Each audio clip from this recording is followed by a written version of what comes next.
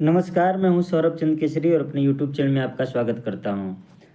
आज से हम लोग स्टैटिक्स जीके का वीडियो देखेंगे, स्टैटिक्स जीके तैयार करेंगे और स्टैटिक्स जीके में प्रीवियस ईयर में कहां कहां से प्रश्न पूछे गए हैं मैंने उसको समराइज कर दिया है कंटेंट के रूप में। कुल 21 टॉपिक हैं। मैं ये नहीं कहता केवल मेरा वीडियो देखिए, आप इस टॉपिक का स्क्रीनशॉट लीजिए।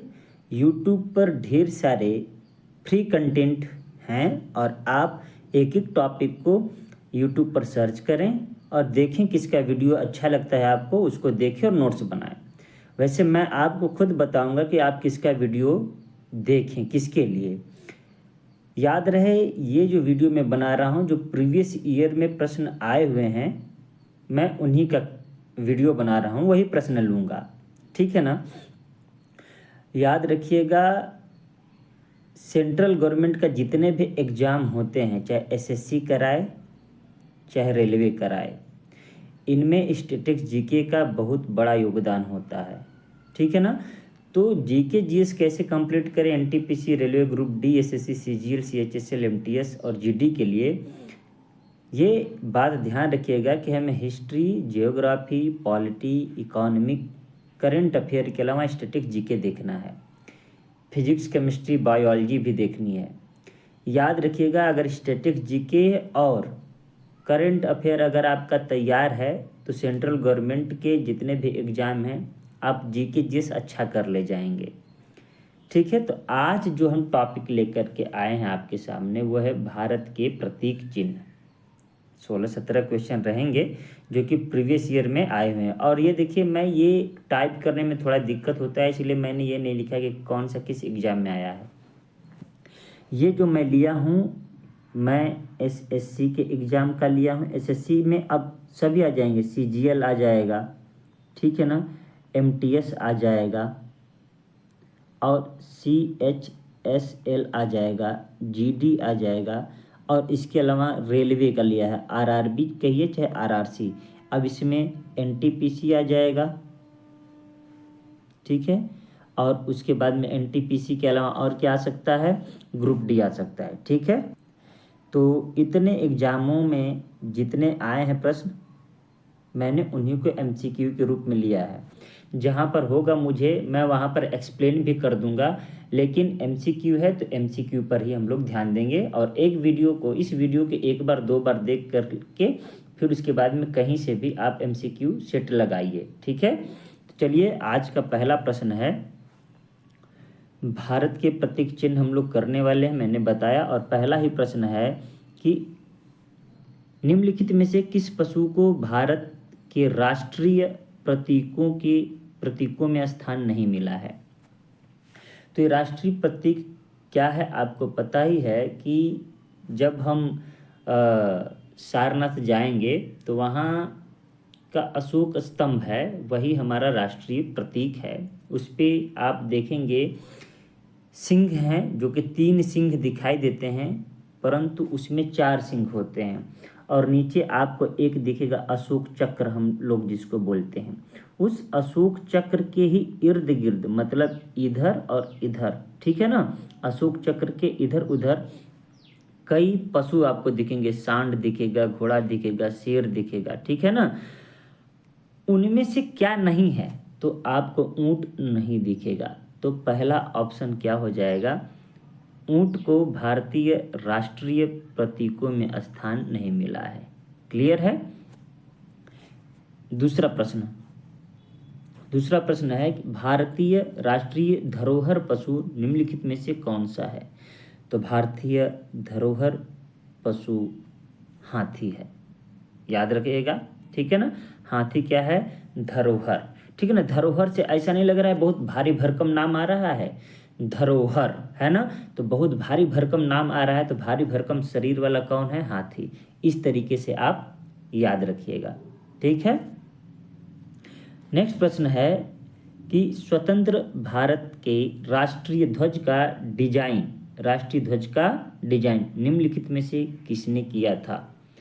ऑप्शन है महात्मा गांधी, बंकिम चंद्र चटर्जी, रविंद्रनाथ टैगोर, पिंगली वेंकैया। तो याद रखिएगा ये प्रीवियस ईयर का प्रश्न है और आया है तो ऑप्शन हो जाएगा डी, पिंगली वेंकैया। ठीक है ना। राष्ट्रीय ध्वज का जब आप इतिहास देखेंगे तो उसमें कई बार चेंजेस किए गए हैं। पहले सूत काटने वाला रखा गया था बीच में, ठीक है ना, अलग अलग रंग रखे गए थे, अंत में आते आते यह 3 रंगों में हो गया और बीच में अशोक चक्र हुआ और उसकी डिजाइन पिंगली वेंकैया ने किया था। याद रखिएगा कैसे, राष्ट्रीय ध्वज में कितने रंग होते हैं, आप कहेंगे 3 रंग होते हैं, इसीलिए हम इसको तिरंगा बोलते हैं। तिरंगा में 1 2 3 अक्षर है, पिंगली वेंकैया में देखिए पिंगली में 1 2 3, पिंगली में 3 है ना, और ऐसे नहीं याद है कि वेंकैया में भी 3 नहीं है, 1 2 3। क्लियर है ना। तो इस तरीके से आप क्या करिएगा, याद रखिएगा पिंगली वेंकैया, याद रहेगा। 3 लेटर है। क्लियर है ना मेरे भाई, इस तरीके से आपको याद रहेगा। तिरंगा के बारे में मैं कुछ बता दूं आपको कि इसे 22 जुलाई, कब, 22 जुलाई 1947 को अपनाया गया। क्लियर है। भारत ने तिरंगे को कब अपनाया, तो आपका जवाब होना चाहिए 22 जुलाई 1947। इसका अनुपात कितना होता है, 3:2 का, मतलब लंबाई इतना होता है और ब्रेथ मतलब चौड़ाई 2। ठीक है ना, इसी अनुपात में आप देखेंगे कि बनेगा। और एक चीज़ और याद रखिएगा आप कि भारतीय ध्वज संहिता कब आया। ठीक है ना, भारतीय, देखिए राइटिंग में आपको दिक्कत हो सकता है लेकिन मैं बोल भी रहा हूँ, ध्वज संहिता कभी प्रश्न पूछे तो आपको जवाब देना है 2002। ठीक है ना। इसके द्वारा मतलब एक आम नागरिक भी अपने छत पर क्या कर सकता है, भारतीय ध्वज को लटका सकता है, ये उसके मूल अधिकार में आ जाएंगे। क्लियर है ना, स्वतंत्रता के अधिकार में आ जाएंगे। हालांकि एक सीमा है कि इसका अपमान नहीं होना चाहिए। तो राष्ट्रीय ध्वज के बारे में प्रश्न यहाँ तक ही आता है, इतना आपके लिए काफ़ी है। नेक्स्ट प्रश्न में, भारत के राष्ट्रीय गीत के रचयिता कौन है। अब देखिए अभी लग रहा होगा कि बहुत सरल सरल प्रश्न है, तो प्रतीक से प्रश्न आए हुए हैं, अब मैं क्या करूं, मैं अपने घर से नहीं बना रहा हूं, ये प्रीवियस ईयर में है। नहीं विश्वास हो तो आप गूगल करिएगा, आप देख लीजिएगा किस पेपर में आया हुआ है। ठीक है ना। या फिर मैं एक किताब भी बता देता हूँ कि स्टैटिक्स जीके आया है इस समय, रोजगार विथ अंकित का। ठीक है ना, बहुत अच्छी किताब है, RWA का। यहाँ पर मैं ये मत कहिएगा कि प्रचार करना है, प्रचार क्या करना है, वैसे भी मेरा वीडियो कितने लोग देखते हैं, 10 नहीं 20 लोग, कितना मैं प्रचार कर दूंगा। लेकिन जो ईमानदारी है, जिसने अच्छी किताब बनाई है, मैं उसकी तारीफ करूंगा ही। ठीक है ना। तो उसका स्टैटिक्स जीके है RWA का, आप चाहें तो उसको MCQ वाला मंगा सकते हैं, उनके ऐप्स पर होगा, 149 रुपये के लगभग है, चाहे जितने का हो मंगा करके पढ़ सकते हैं। तो भारतीय राष्ट्रीय गीत के रचयिता कौन है, देखिए यहाँ पर 2 बातें हैं, लोग कंफ्यूज क्या होते हैं, एक होता है राष्ट्रीय गीत, एक होता है राष्ट्रगान। बहुतों को इसी में डाउट होता है, एक क्या है राष्ट्रीय गीत है, ठीक है ना, और एक क्या है राष्ट्रगान है, दोनों में अंतर है। राष्ट्रगान ये देखिए, इसको बोलते हैं नेशनल सॉन्ग, इसको बोलते हैं नेशनल एंथम, याद रखिएगा। ठीक है ना। इसको रविंद्रनाथ टैगोर ने लिखा है, रविंद्रनाथ टैगोर ने, और इसको बंकिम चंद्र चटर्जी ने। तो बंकिम चंद्र चटर्जी हो जाएगा ऑप्शन बी, याद रहेगा। राष्ट्रीय गीत बंकिम चंद्र चटर्जी, कोई दिक्कत। राष्ट्रगान रविंद्रनाथ टैगोर। अब थोड़ा राष्ट्रीय गीत के बारे में बता दूं कि राष्ट्रीय गीत जो है यह कहाँ से लिया गया है, तो आपको याद रखना है कि एक उपन्यास है, किनका, बंकिम चंद्र चटर्जी का, आनंद मठ। क्या है, आनंद मठ। ये सन्यासी विद्रोह जब 1882 में चल रहा था, तो 1882 के दौरान ही यह एक उपन्यास लिखे इन्होंने, आनंद मठ नाम का, और उसी से राष्ट्रीय गीत वंदे मातरम लिया गया है। ठीक है ना। वंदे मातरम में एक मुझे डाउट है कि इसमें कुल कितने पद हैं, आपको ये होमवर्क करेगा, कहीं से भी ढूंढ करके बताइएगा। मुझे जहाँ तक लगता है, एक बात बता रहा हूँ, अब ये मैं इसलिए ये देखिए कन्फ्यूजन में भी मैं भी हूँ। ठीक है ना। किताबों में मिलता नहीं है, बात तो ये है। इसमें कुल पद 6 हैं, मेरे हिसाब से, ठीक है ना। एक बार आप भी इस पे ज़रूर चर्चा कीजिएगा किसी से।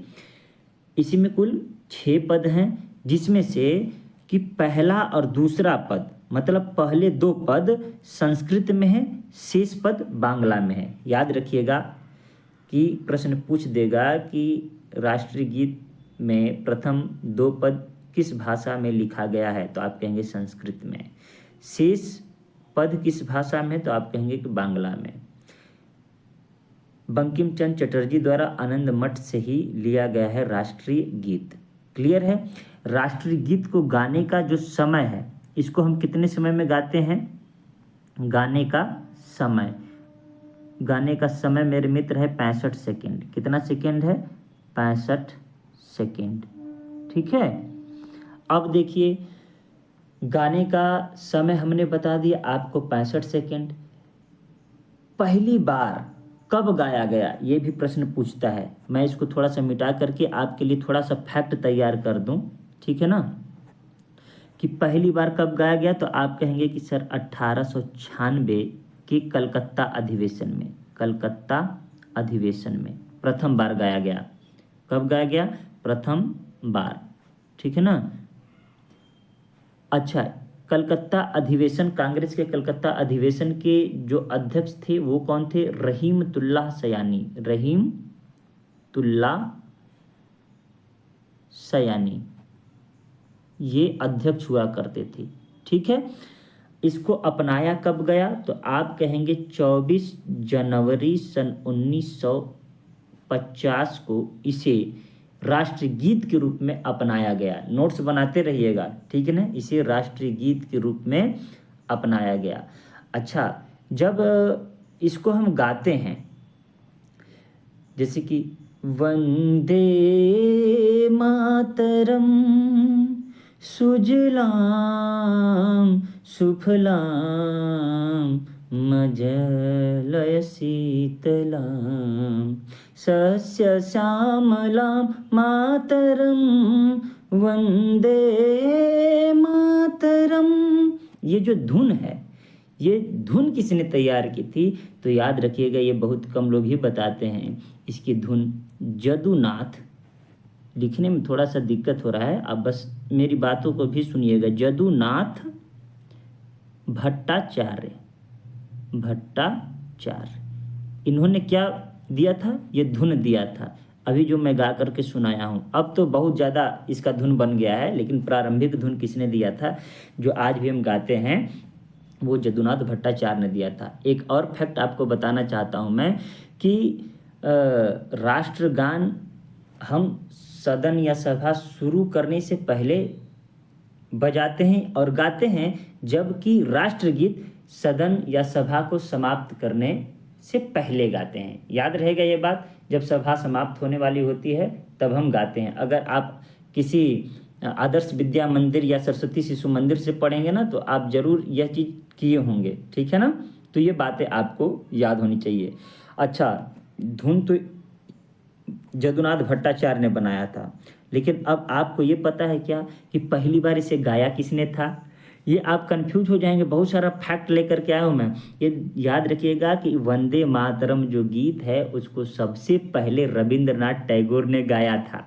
ये सुनकर के आश्चर्यचकित हो जाएंगे। देखिए, लिखा है किसने? बंकिम चंद्र चटर्जी ने। और प्रथम बार गाया किसने? तो प्रथम बार गाया था रविंद्रनाथ टैगोर ने। ठीक है, याद रहेगा क्या? अब एक प्रश्न और आता है जो कि बहुत कंफ्यूज करता है। कंफ्यूज क्या करता है कि वंदे मातरम एक पत्रिका भी होती है, ठीक है ना। तो वंदे मातरम एक पत्रिका है, और वह पत्रिका साप्ताहिक पत्रिका है। उसका जो प्रकाशन है किसने किया था, तो आप जवाब देंगे अरविंद घोष ने। किसने?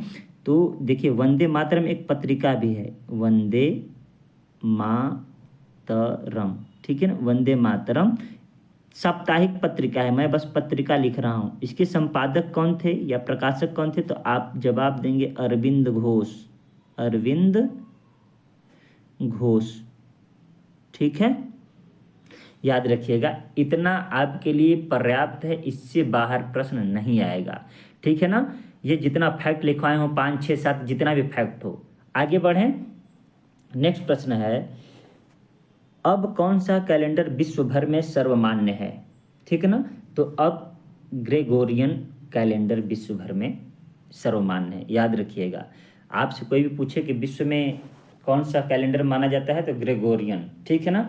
इसके बारे में थोड़ा सा बता देता हूँ कि यह 1582 में चर्चित हुआ, मतलब अपनाया गया पूरे विश्व के द्वारा, ठीक है ना। इसे जारी किसने किया था? तो एक पोप थे।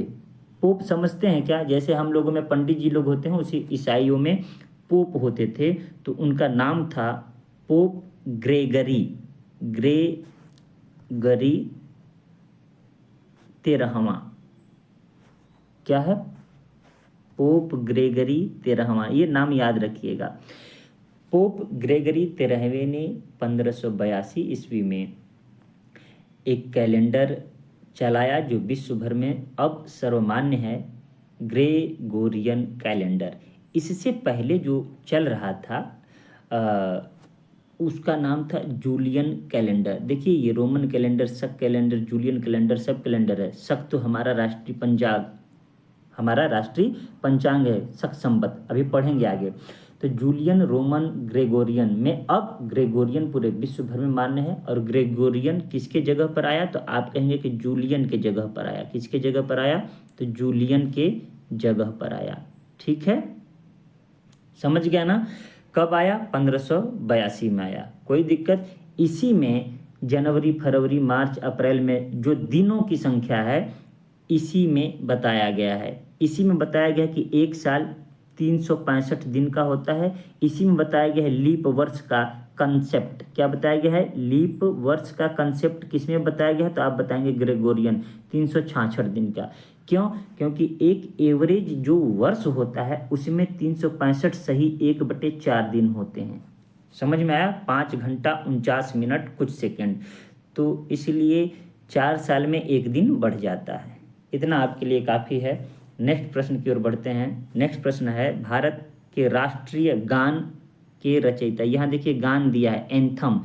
राष्ट्रीय गान के रचयिता कौन है? तो अभी हमने पढ़ाया आपको कि रविंद्रनाथ टैगोर। राष्ट्रीय गीत के कौन है? तो आप कहेंगे बंकिम चंद्र चटर्जी। ये राष्ट्रीय गीत के हैं, ठीक है। और रविंद्रनाथ टैगोर गान के हैं, कोई दिक्कत? ठीक है। अब देखिए, अगर कभी भूल जाए तो याद रखिएगा, राष्ट्रीय गान में 9 आता है, रविंद्रनाथ टैगोर में भी 9 आता है, ठीक है ना। जिसमें 9 आएगा वही 9 वाला होगा, ठीक है। अच्छा, हम राष्ट्रगान के बारे में भी कुछ फैक्ट आपको बता देते हैं क्योंकि यह भी ज़रूरी है। देखिए, इसे भी 24 जनवरी 1950 को ही अपनाया गया था, जब राष्ट्रीय गीत को अपनाया गया था। इतना क्लियर है। इसमें कुल 5 पद है। इसमें कुल कितने पद हैं मेरे मित्र? 5। लेकिन इसका जो पहला पद है, जो प्रथम पद है, यह प्रथम पद ही क्या है? राष्ट्रगान के रूप में गाया जाता है। किस रूप में गाया जाता है? राष्ट्रगान के रूप में। देखिए, इस पर विवाद भी होता है। लोग कहते हैं, आलोचक कहते हैं कि राष्ट्रगान जो है 1911 में जब जॉर्ज पंचम आ रहे थे, ब्रिटेन के जॉर्ज पंचम दिल्ली दरबार के समय, उन्हीं की तारीख में यह गाया गया था, ठीक है। तो यह आलोचक का है, आलोचना करते रहते हैं। याद रखिएगा कि राष्ट्रगान के रूप में कौन सा है? प्रथम पद में है, ठीक है ना। इसमें मतलब कई पद हैं, आप अगर कभी गूगल पर भी देखिएगा तो पूरा का पूरा बहुत डिटेल आ जाएगा। इसमें प्रथम पद जिसमें 13 पंक्ति हैं। कभी कभी पूछता है कितनी लाइन है, तो आप कहेंगे 13 पंक्ति। कितनी पंक्ति है? 13 पंक्ति, ठीक है ना। कौन सा पद गाया जाता है? प्रथम पद। किस रूप में? राष्ट्रगान के रूप में। कुल कितने पद? तो 5 पद। कब अपनाया गया? 24 जनवरी 1950। लेखक कौन है? रविंद्रनाथ टैगोर। अब देखिए एक और फैक्ट, जैसे अभी अभी हमने बताया कि राष्ट्रीय गीत का प्रथम गायन किसने किया था? तो रविंद्रनाथ टैगोर ने वहाँ पर गाया था ना पहली बार, जबकि लिखे थे बंकिम चंद्र चटर्जी। अब यहाँ पर राष्ट्रगान लिखे हैं रविंद्रनाथ टैगोर, परंतु प्रथम गायन कौन करेगा? प्रथम गायन का मतलब पहली बार गाया किसने? तो पहली बार इनकी खुद की भांजी थी, वही गाय, जिनका नाम था सरला। ठीक है ना। ये कौन थी भाई? तो रविन्द्रनाथ टैगोर की भांजी थी। बस दिमाग में ये रखिएगा, सवाल पूछता नहीं है कभी और ना ही वो पूछेगा जो अभी बताया हूँ। अगर पूछ दे तो आप सबसे आगे हों, इसलिए मैंने इसको बता दिया, ठीक है। अच्छा, वहाँ पर हमने बताया कि राष्ट्रीय गीत का धुन किसने तैयार किया था? जदुनाथ भट्टाचार्य ने। तो इसका भी तो कोई धुन तैयार करेगा। धुन का मतलब आप आज भी वही धुन गाया जाता है, जन गण मन अधिनायक जय हे भारत भाग्य विधाता, पंजाब सिंध गुजरात मराठा द्राविड़ उत्कल बंग, विंध्य हिमाचल यमुना गंगा उच्छल जलधि तरंग। तो ये देख रहे हैं गाने का तरीका कहाँ उतार चढ़ाव आ रहा है। ये जो धुन है, ये धुन बनाया था राम सिंह ठाकुर ने। यह सवाल आ चुका है तो आपको याद होना चाहिए कि राम सिंह ठाकुर ने इसके धुन को तैयार किया था। क्लियर है क्या?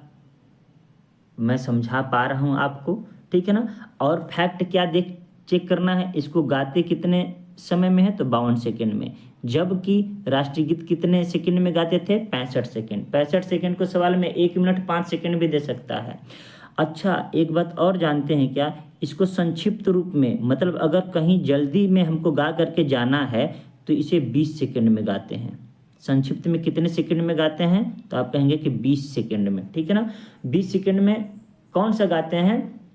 जनगण मंगलदायक जय हे भारत भाग्य विधाता, जय हे जय हे जय हे जय जय जय जय हे। जितना पंक्ति गाया हूँ वो 20 सेकंड में गाया जाता है। समझ गया ना। तो इस तरीके से हमको सवाल में, ये देखिए प्रश्न आ चुका है प्रीवियस ईयर में, ये तो कई बार आ चुका है, लेकिन ये तो सभी लोग कर लेते हैं। ये करने में हालत ख़राब हो जाती है क्योंकि बहुत कम गाइड और किताबों में दिया हुआ है, ठीक है ना। पहली बार मेरे एग्ज़ाम में आया था, मैं भी नहीं कर पाया था 2011 में, और मैंने इसको 35 रुपये के जीके में अरिहंत के किताब में मैं इसको पढ़ा था। इतना क्लियर है क्या? और भी मैं आपको इसमें कुछ बता दूं कि ये जो राष्ट्रीय गान है, ठीक है ना, ये बांग्ला में लिखा गया है। मूल रूप से किस में लिखा गया है? आप कहेंगे कि बांग्ला में लिखा गया है, ठीक है ना। लेकिन इसका हिंदी अनुवाद जो है, अब देखिए इस पे जगह नहीं पढ़ बन पा रहा है तो मैं एक पेज लेता हूँ। हिंदी अनुवाद किसने किया है? हिंदी अनुवाद, राइटिंग गड़बड़ है, इस पे नहीं लिखा पाता है, लेकिन आप समझिएगा।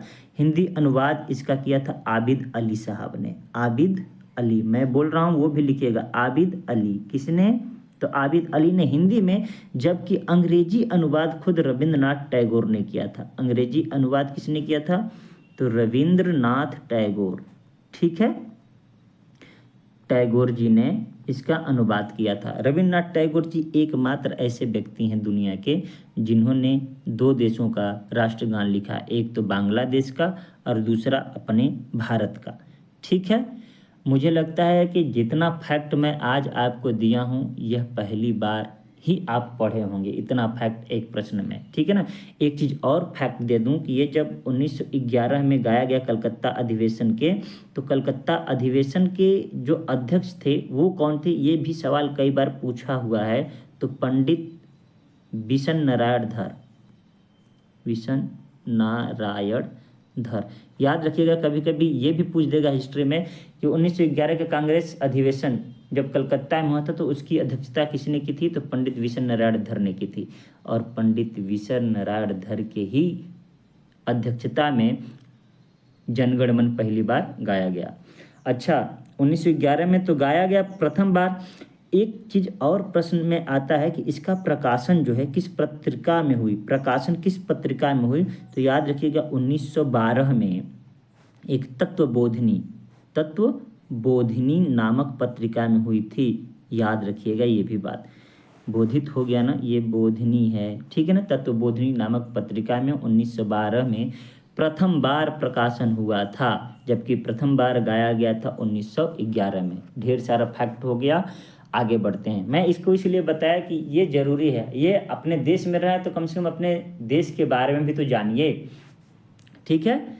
नेक्स्ट प्रश्न है कि भारतीय राष्ट्रीय ध्वज की लंबाई और चौड़ाई का अनुपात कितना है। कई बार प्रश्न आया है, इसको तो आप उड़ा देंगे 3:2 में। अभी मैं एक्सप्लेन भी किया तो शायद बताया था, ठीक है ना। तो इस पर तो एक्सप्लेन करने की जरूरत नहीं है, बस बोल देता हूँ कि राष्ट्रीय ध्वज को 22 जुलाई 1947 में अपनाया गया।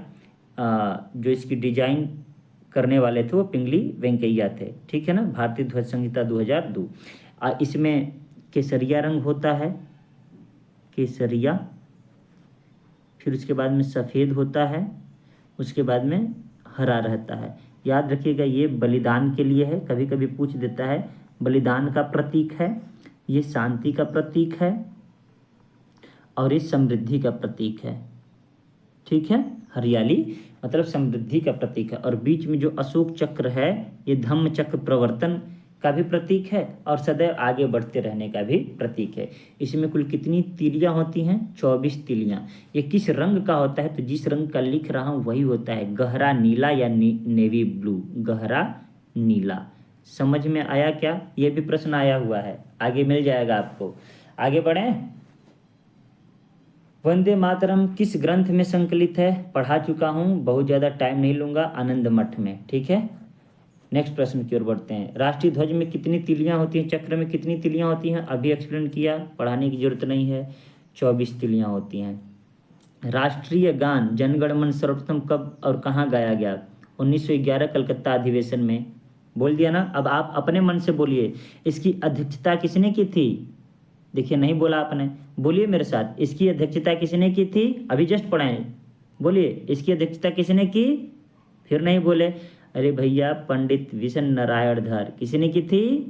पंडित विशन नारायण धर, ठीक है। आगे बढ़ते हैं, मेरे साथ बोलते भी रहिए बीच बीच में। राष्ट्रीय ध्वज के बीच बने धम्म चक्र का रंग क्या है? देखिए आ गया ना, समुद्री नीला, हरा, गहरा नीला, काला। तो अभी बताया ना, नेवी ब्लू मतलब गहरा नीला।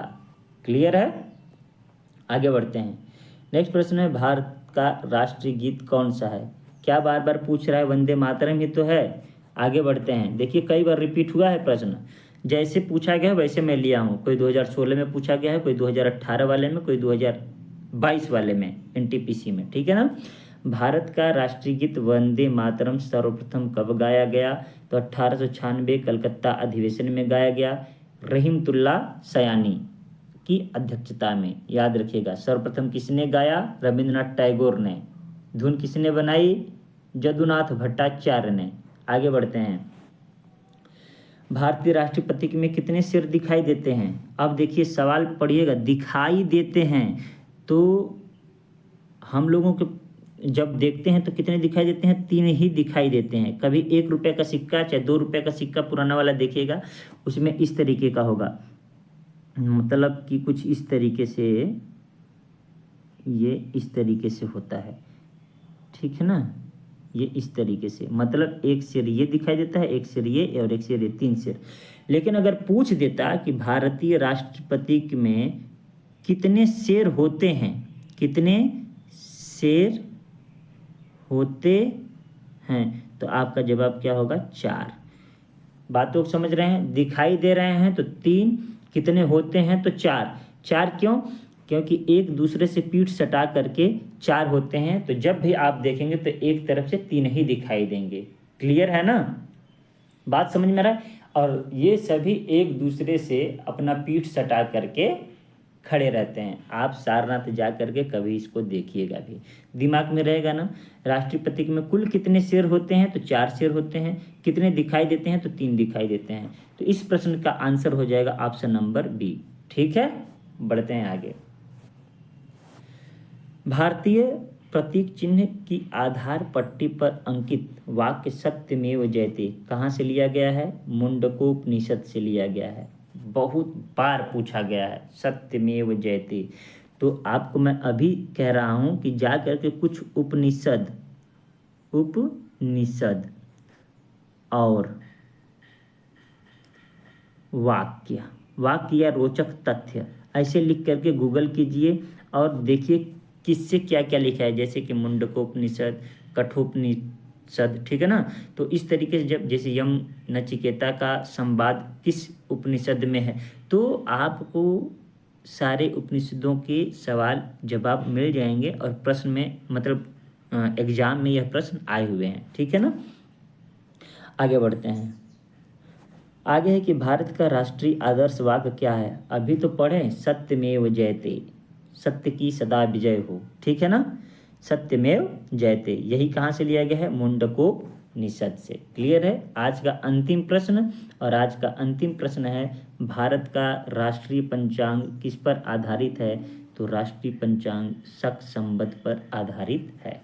याद रखिएगा, विक्रम संवत भी होता है, इस नाम से भी कैलेंडर चला था, ठीक है ना। राजा विक्रमादित्य के टाइम हिजरी संवत है, इस्लाम धर्म के अनुयायी इसको मानते हैं, ठीक है ना। और ये क न होकर के ग्रेगोरियन संवत है, ये तो कैलेंडर पढ़ ही चुके हैं, जो विश्व में यही मान है।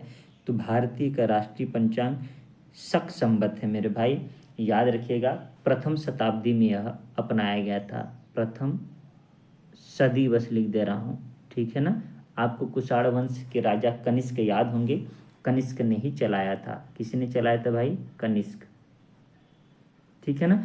कनिष्क कब आए थे, 78 ईस्वी में ये राजा बने थे। क्लियर है।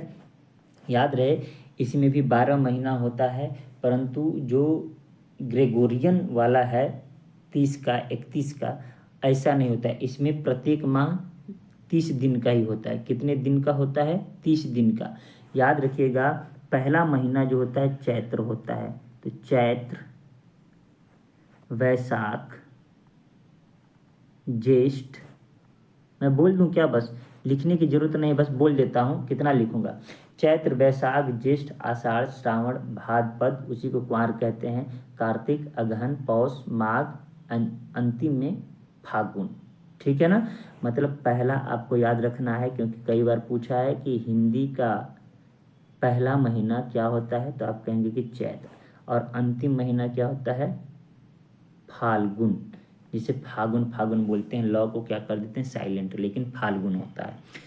क्लियर है ना। इसी को हम लोग फगुआ बोलते हैं, याद है ना, होली वगैरह जिसमें खेला जाता है ना। क्लियर है, कोई दिक्कत। उम्मीद करता हूँ आज का सेशन आपको अच्छा लगा होगा। अगर मन से पढ़ेंगे तो सफलता ज़रूर मिलेगी, और नहीं भी मिलेगी तो यह कसक नहीं रहेगा कि हमने तैयारी नहीं की तो कहाँ से होगा। पढ़े हैं, जानकारी रहेगा, ठीक है। और मैं आपको बता दूं कि आप कहीं से भी जो टॉपिक मैंने 21 दिया है, बारी बारी, मैं तो बारी बारी करूंगा, किसी में 3 वीडियो, किसी में 4 वीडियो भी लग सकते हैं, क्योंकि यह इस चैप्टर में 17 क्वेश्चन आए हुए थे, और 17 को बनाने में 32-33 मिनट लग गया। तो किसी किसी में 70-70, 100-100 क्वेश्चन हैं, तो याद रखिएगा। तो उसमें इतना ज़्यादा एक्सप्लेनेशन नहीं करूँगा, बस खटाखट बताते चला जाऊँगा, ठीक है। मिलते हैं नेक्स्ट वीडियो में, तब तक के लिए नमस्कार। अपना ख्याल रखिए, तैयारी बनाए रखिए।